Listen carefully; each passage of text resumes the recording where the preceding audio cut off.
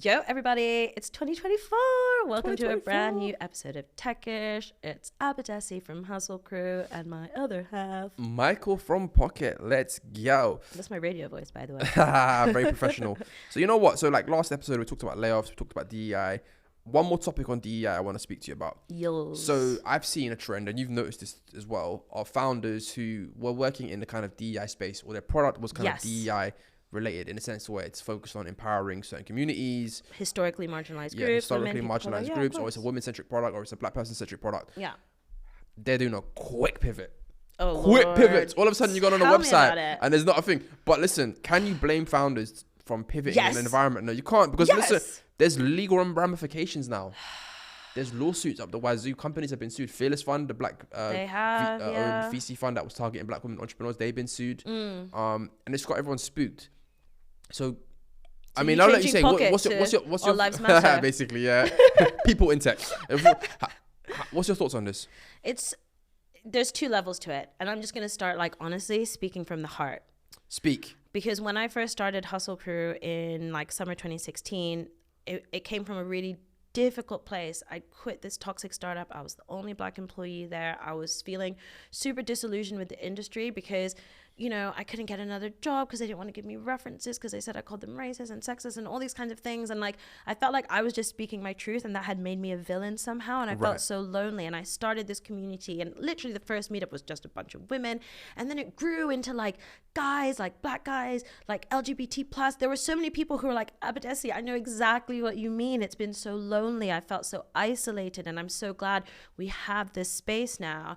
And fast forward 6 years, we still need these spaces, and we still need the support. And I think we still need to keep inclusion on the agenda. And when I think of the companies that inspired me, when I was like applying to boot camps, applying to accelerators, I was looking at things like the Muse, you know, Y Combinator, like 2015 or 2016, 2 female founders who started this blog for like women in the workplace and wanted to build like the most, you know, women-centric recruitment platform. Like, it wasn't just going to be about posting jobs. Companies had to show their values, their culture, like show how they were supporting women. Now it's just a job site.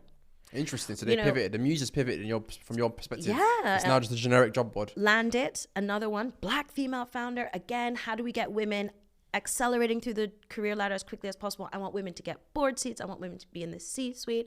I admired their mission so much. I actually thought I could build Hustle Crew in the UK. Maybe Landit will acquire me. I remember that was one of the things I was saying to like investors I was pitching to. And then now you go on Landit, and it's just another careers platform for everybody else. And if you look at the data on gender pay gap, representation gap, gender gaps at board level, C-suite level, it's not only improving very, very slowly. In some cases, it's actually getting worse. Yeah, definitely. And like the COVID really set things back. So when I think of the fact that people are pivoting, and you're saying, oh no, we can't blame them for pivoting because the game's the game. I'm like, well, no, like at the end of the day, there will always be people in the game to make money. But if you're in the game to make impact too, like hold on, fight for the long term. Yeah, but come on, if you're in a situation where, let's say, you're going to go out of business, maybe it's better just to not exist if you're going to make that point.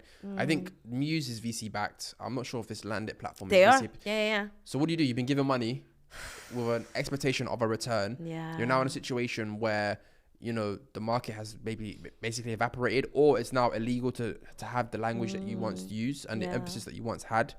They're just human beings. What are they going to do? Not feed their family? Shut down the company? Like, what else do you expect of them? I don't feel like these people are on the bread line. They're incredibly privileged. I hear that, but to me, the real villains are the people that are creating the environment that's forcing these companies to change. It's not the fact that these founders are responding to the environment and realizing that. You mean the investors? No, I mean in terms of the Supreme Court. Okay, I see what you're saying. People doing lawsuits against Fearless Fund. The ideological climate basically is now forcing people to be like, whoa, like, what can we do? Because I remember in my company, we had a sit down where we were like, how do we combat, you know, clients telling us, well, we can't work with you because we're not sure about the legality. Yeah. I mean, to be fair, you were the one that came to me and said that you heard that in a sales call. And I was like, oh shit. So I did an all hands meeting at my company, and we were like, you know, how do we kind of retort to this?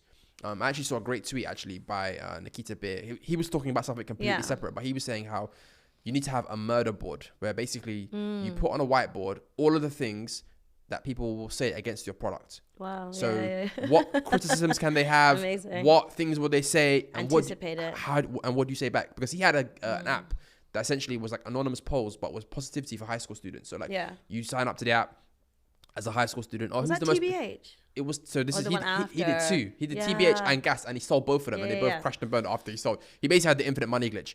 But essentially, he was basically saying that, listen, when we built these apps, we knew that I'd go in the news and they'd be like, is this not like sexting? Is this not like this? Is this not dangerous? Is this not whatever? So you have to have a response. So we had to do that for our company. And thankfully, we came up with a few things to kind of, assuage people. But a lot of times companies are still like, yeah, not sure. Wow. Affirmative action, not sure. Even though I'm saying that we're not affirmative action in any sense of the imagination, but even anything that's tangentially related or looks like it's related, it's a wrap. But yeah, to me, I don't blame the founders. It is what it is. It's part of the reality. It's going to be people in tech, is it? No, because the difference between me and the companies that we've mentioned is, one, I'm not VC backed. True. So I don't have the expectations of returning to shareholders. I'm doing it based on what I care about. Yeah. But two, if it became a situation where we were losing money hand over fist, I'm just gonna have to shut the company down. Like, it's not. I wouldn't pivot the company to something else. It is what it is. But if I have to run the company and starve myself and starve my family, I'm gonna have to shut the company down. It means that there's no appetite for this. And I think we as people who are outsiders to those companies can't sit there and be like, how dare you? It's like, well, are we supporting those companies? Are we putting money in those companies' pockets? Like, if we're not, then what do you want from those founders? Like, riddle me this, right? These companies come with a thesis that they're going to offer something that isn't being offered, right? LinkedIn already exists. Yeah. Indeed already exists. Generic jobs boards exist. Yeah. So you come to an investor and you say, hey, I'm going to do something different. I'm going to attract an audience that these platforms can't attract. Yeah. And I'm going to retain them because I'm going to give content that these platforms can't do. Yeah. And then they go, oh, that's so juicy. That's so exciting. That's such a, as we say in the business world, a blue ocean strategy, right? Yeah. Then you execute it. And because you're given 3 years to 100x or something crazy like that, 5 years, and then you don't, they go, give up on that and just go back to being generic. Yeah. It doesn't make sense. It doesn't. We're supposed to be in the game to drive innovation, but we only give innovation like a year or two to prove that it is innovative. And if the market doesn't respond, like at the end of the day, like I studied economics and I know that in any change, in any trend, there's a time lag.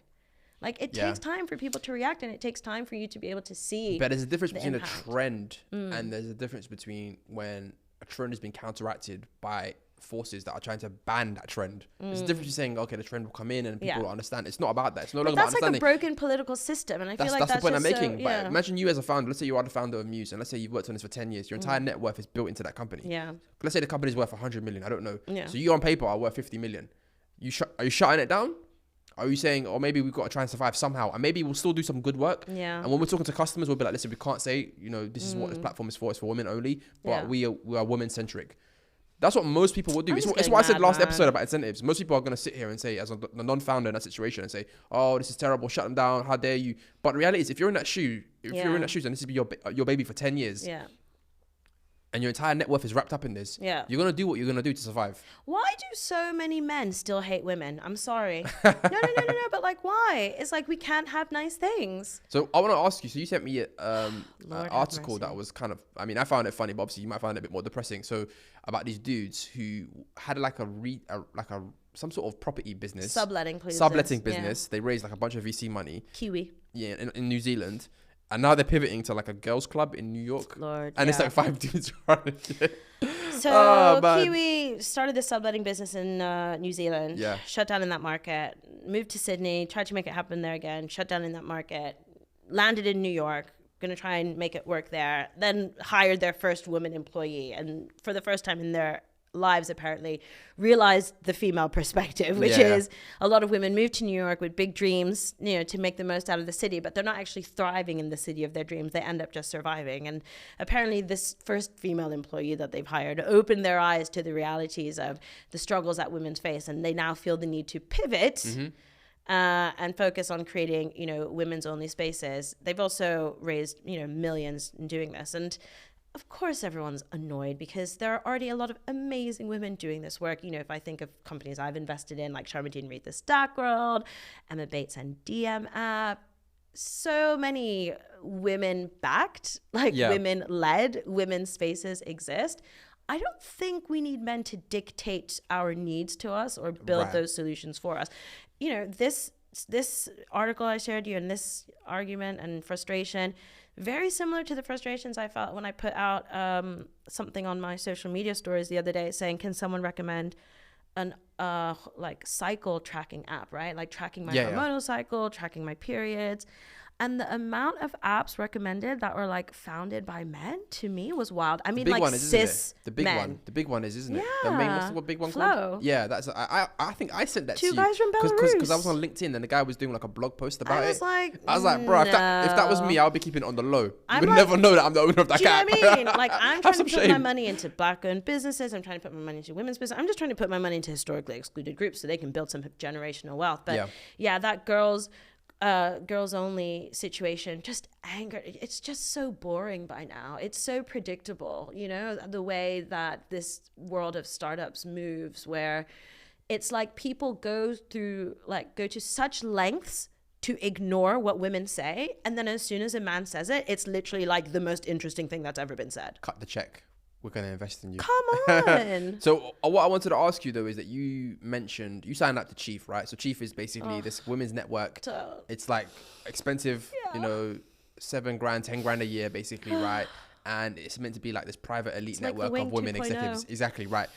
And then they sent you an email saying that the co-working space that they have in London is shutting down. The Wing also a few years back also shut down. Damn you, patriarchy! I hate you. So what would you do though if this space that these guys made was amazing? What would you do if it filled and you were like, "This is What would you do though? There's no other. I'm boycotting the f out of that place. Are you joking right now? They're not taking my money. To me, it's like me watching Get Out and being like, I know this is a white studio that made this movie. Great movie. Black Panther, great movie. Disney is not a black-owned corporation. If the product is serving my needs, I'm obviously just messing around. But like, that's too painful. That's too. You know what? Like honestly, the UK, we need to address our own misogyny. And I was watching Kimberly Foster, the founder of For Harriet, Harvard-educated, incredibly intelligent and engaging writer and content creator. And she talked about benevolent misogyny. I saw you post that. I had no idea what that meant. So obviously, when we think about misogyny, it's this idea of like, you know, a hatred towards women, this like accepting of our inferiority in comparison to men and our subjugation. And it's just like, you know, women's places in the home or whatever.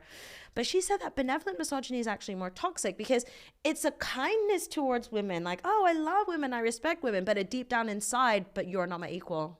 Right. So I respect you and I admire you and you're amazing and blah, blah, blah. But you still need to be in that role, in that box, in that stereotype. And you're not necessarily someone who I would report to, promote, or respect and admire. And I think we have that here in the UK. And I think it's shown by the lack of support that Chief has had. Now, I'm sure they're going to face economic pressure in the US as well, especially with the Supreme Court ruling. It's a unicorn though, isn't it? It has a unicorn valuation. Yeah. So this is not like a hard done company. This is a very successful billion-dollar company. They have raised tens of millions and they've built a valuable proposition. It's not just real estate. It's not just a club. You get community support. You get access to members, access to high profile women leaders and absolutely relevant training, how to get board seats, how to transition through roles. It's incredibly valuable and compelling as an offer, but they haven't had the demand in the UK. Yes, I can imagine that though, because I think, the UK is a much poorer country. But I think we have to acknowledge that. Used to be the first international place for US startups to go, and I just don't think it's going to be that anymore. What we don't want to admit in the UK is that standard of living has fallen off a cliff, and we are a much poorer country than the US. You'll regularly hear people in the US talking about 6-figure salaries. To have a 6-figure salary in the UK is actually a rarity. You are in it's like the top. The CEO of BP or something? Yeah, like you're at the top 1%. In the US, to be in the top 1%, you're talking 700,000, 500,000. So Chief as a product where it's like 7K, 5K, I can just see companies bulk at it and just be like, no, we're not paying that, right? So that's one aspect. Two, there's now a backlash to the quote unquote woke movement. It's now an anti-woke kind of idea. So I can now see companies saying, well, actually, we'd rather not. Yeah. 2-3 years ago, we felt the pressure with kind of Me Too. And now it's like, well, hell no. Yeah. The economy's not great. The bottom line is the bottom line. That's it. Sigh.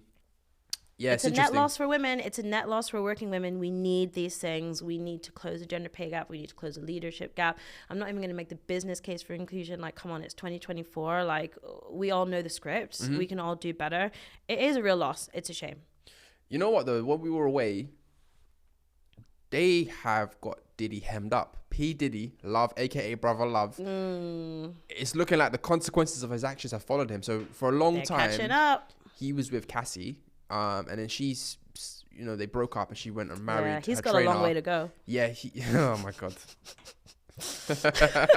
What if you're Gen Z, you ain't getting that reference. If you're millennial, you got that reference. Anyways, so Cassie was with Diddy for like 10 years. Never had children. Never were married. They separated. She then married her personal trainer. Had 2 kids. In the last few months, she filed a lawsuit against Diddy. Yeah, I think in the tens of millions, and it was successful. Diddy settled after 2 days. A lot of people said they've never seen a lawsuit settled so quickly. Yeah.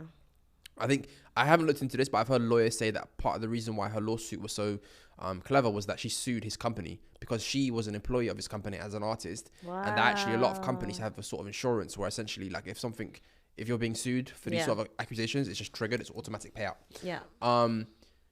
What do we still make of these super successful, high profile dudes who listen, Diddy is a role model for a lot of people. I wouldn't say I look up to everything he's done and thing, but you got to realize this is a guy from Harlem who basically became a billionaire. Yeah. Do you know what I mean? Was not the quintessential corporate mogul that we grew up with. 2 things can be true though. I know. What I'm saying is is that there's still a lot of people who in many aspects are, heroic, and other aspects are also, bad people. Treating women well. Bad people. Let's keep it real. Really badly. You can't even say treat women badly. Just Abusing. You're a bad person. Yeah, predators. Because women are people. Like if you're treating half the population terribly, you're a bad person. Yeah, it's really interesting because I always think of that movie, Get Him to the Greek. Yes, with Russell Brand. Yeah. Who's also got hemmed up as well. And you watch these things and it's like, are you acting?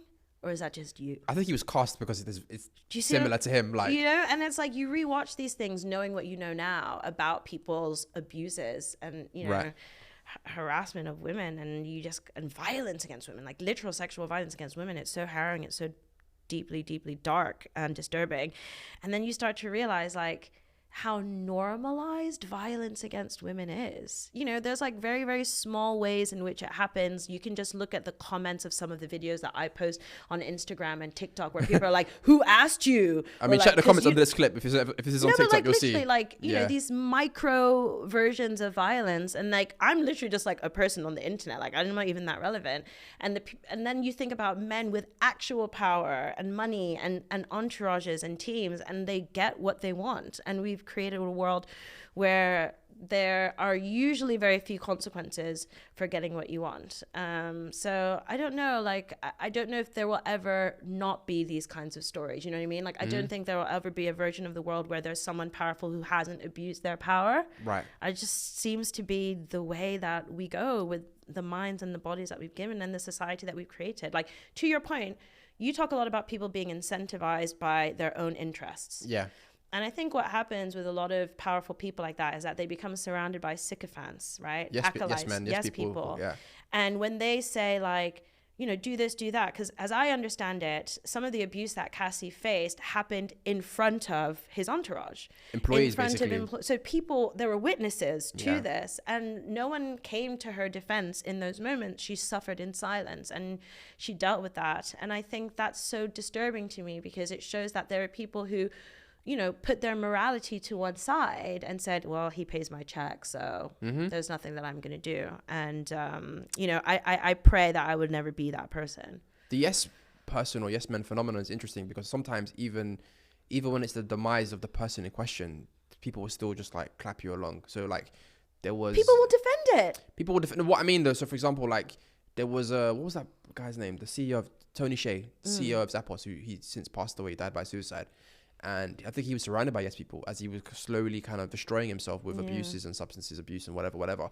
So sometimes people are more than happy to watch you destroy yourself, let alone destroy others, basically. Exactly. So like, money can be a terrible thing in that sense. I also think people just don't listen to women.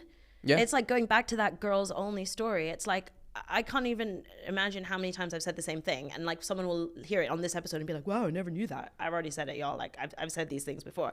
And we need to transition to a place where we hear the voice of women and listen to it as closely as the voices of men. And that comes down to like just, plain old sexism, gender roles. Like people still look at a woman sometimes and just like objectify her so quickly that they're not even hearing the words coming out of her mouth. Mm-hmm. Whereas then they then see a man and they're just like, okay, I need to listen to you because you're probably going to say something worth listening to. Absolutely, yeah. And, you know, if we can't even do that on such a small level, how can we then get to the place where we're actually protecting women and defending women? Yeah, I remember watching an interview on The Breakfast Club, and they had Charlemagne and DJ Envy, and they had, and I think Angelique was there at the time, but they had this journalist called Torre on there, and he was talking about the accusations against Russell Simmons. Yeah. And they were talking about, listen, man, you know, we love Russ. Obviously, this is very serious allegations. There was a documentary that came out of like multiple people, and Torre was like, listen, I believe it. I know the person, one of the accusers. She's like my best friend. Like straight up, she ain't lying to me. But it's like, it took that for them to be like, okay, well, maybe this is true. Yeah. Basically, the fact that he knew the person and was like, oh, I vouch for this person, basically, as opposed to like, actually, hold on, there's a multitude of allegations. But even here. then, like, what would be really interesting is if a woman said that. Yeah. Because I will speak from my own personal experience. I heard from female founder that there was someone in the startup ecosystem who was toxic, a predator. And I called this define out. toxic, because toxic can mean you're rude. You mean, okay, you so mean this that is you someone mean who there like are, was physical with a female so I know founder the story, without I just want consent. to clarify. Okay, so this is a player in the ecosystem who without consent was physical with a female founder. And the wild thing about this experience is me and a bunch of other people kind of came together, and specifically other women who had been contacted by this female founder came together to decide what should we do. And when we confronted this person, he reacted really badly. You know, he kind of like threw lawyers at us and whatever. After that, he also kind of went on a campaign to discredit me and the other women who'd been contacted by the female founder. And what's so interesting about that is that some of the people he contacted to discredit were other women that I knew, right, including other Black women, women of color. And what I realized in that experience was men's words are so strong. Those women believed him. Right. Yeah. They believed him over the female founder that came forward. And some of those women till today leave me on red and don't talk to me. The sad thing is that even as women, we don't believe women. Even as women, we put men over women, men's voices, men's words, and that hurts the most. You know, listen, a lot of the supporters of people like R. Kelly, Chris Brown are women. Like, they still ride for these people. I'm sure outside jail there's a bunch of women like, well, Kelly's innocent, like, let him out. Oh, like, they're writing him letters. Yeah, writing him letters and stuff like that. So listen, people are people. Men don't stand like that for women, though. Women, we're crazy, man. What's always interesting to me, actually, is you know, they talk about the difference between male prisons and female and women prisons, and how like you go to like a male prison on a visitation day and it's just full of like spouses, wives visiting, and then the reverse, it's like it's empty. Really? Yeah, like ouch. That's it's like I've heard there was a rapper called Papoose, and he was with a female rapper called Remy Ma, and I think when she was in jail for a little while, he went to visit her, and he was like, there was no one there visiting the women, basically. Like, he was the only husband that was there, basically. I mean, it's a separate point, but it's just an interesting one. Yeah. I'm sorry that you went through that, by the way, that situation. But it's hey, terrible. that's how misogyny plays out. Like, it's not just men who hate women. You know, women are misogynistic too. Yeah, that situation is it's terrible. And I think you don't know what lies have been fed to people as well. That's the other thing. When someone gets someone first, they can spin a narrative. Abadesi said this. She's been after me for years. She's been trying to steal my company. She's been done. As that Japanese best-selling book goes, I have the courage to be disliked. Yeah, y'all don't need to like me. I don't care. Speak on that. Speak on the courage to be disliked. Even in a business setting, because I think like outside of what we've just been talking about, I feel like some people are just, they just want to be nice and liked. And it's like, you're standing in the way of the money. This is a trap I've been trying to break myself from. I think, you know, a lot of research shows us that women are like socialized into being people pleasers. It kind of starts when you're like a daughter. You want to be the good daughter, then you want to be the good student, then you want to eventually end up being the good wife or whatever. But in business, it's really important for you to like put your needs and your business's needs first. I mean, starting purely just from like a health perspective, you're more susceptible to burnout, and you're also more susceptible to accepting bad deals if you're putting your clients' needs before your own, your team's needs before your own, you know, if you're not listening to your body. But then like, strategically, I also think it's really important for you to be willing and receptive to the fact that there are people who are just going to not like you. And if you put energy into trying to make them like you, you're just going to waste time. The number of times I hear like, And, you know, there are so many people who love to start drama and stir the pot. Like, oh, Abadesi, I heard so-and-so said this about you. Okay, well, if they have an issue, they can come to me directly. Because frankly, do you really want to give 1% of your headspace to like a hypothetical piece of drama? Yeah. And this is why I was saying, like, you have to have the courage to be disliked. Like, I need to walk through the world knowing, like, I honestly don't care if that person believes the stories that have been told about me or believes that I've wronged them in some way, because I know what's true in my heart. And the people that really matter to me know who I am. And honestly, that's good enough for me. Shout out to you. Courage to be Disliked. Great book. We'll leave it at that then. That's been this week's episode of Techish. Yeah. Catch you next week. If you are interested in sponsoring the podcast, you want to promote your product, your service, hit us up, techishpod@gmail.com. And we'd love to read your reviews as well. So yeah. Also, if you have any curious questions, business questions, let us know. We'll answer them in the next show. Peace. And cut.